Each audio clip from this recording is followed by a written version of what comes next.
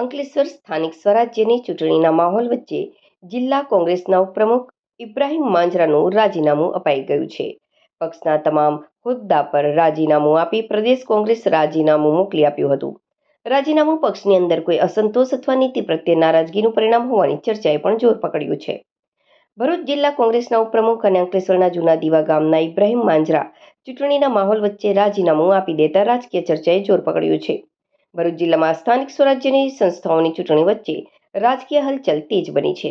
જિલ્લા કોંગ્રેસના ઉપપ્રમુખ ઇબ્રાહિમ અને અંકલેશ્વરના જૂના દીવા ગામના ઇબ્રાહિમ માંજરા પોતાના પદ પરથી રાજીનામું આપતા રાજકીય વર્તુળોમાં ચર્ચાઓ શરૂ થઈ છે. ઇબ્રાહિમ માંજરા જિલ્લા કોંગ્રેસ પ્રમુખ રાજેન્દ્રસિંહ રાણાને પોતાનું રાજીનામું મોકલી આપ્યું છે. રાજીનામા પાછળ તેમણે પારિવારિક કારણો આગળ ધર્યા છે, પરંતુ સ્થાનિક સ્તરે અલગ અલગ તર્ક વિતર્ક ચાલી રહ્યા છે.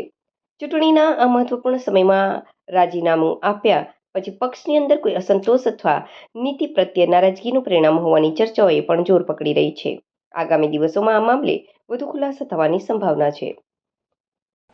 હું ઇબ્રાહિમ માંજરા આજ રોજ મેં મારું રાજીનામું જિલ્લા કોંગ્રેસ સમિતિને સુપરત કરેલ છે. મેં મારી લગભગ છેલ્લી 32 વર્ષથી હું કોંગ્રેસમાં સક્રિય હતો. જિલ્લા યુવક કોંગ્રેસના પ્રમુખથી લઈને તાલુકા કોંગ્રેસના યુવક કોંગ્રેસના પ્રમુખ સુધી મેં મારી સેવાઓ કોંગ્રેસના આપેલી. મેં અંગત કારણોસર કોંગ્રેસમાંથી મારું રાજીનામું આપેલ છે.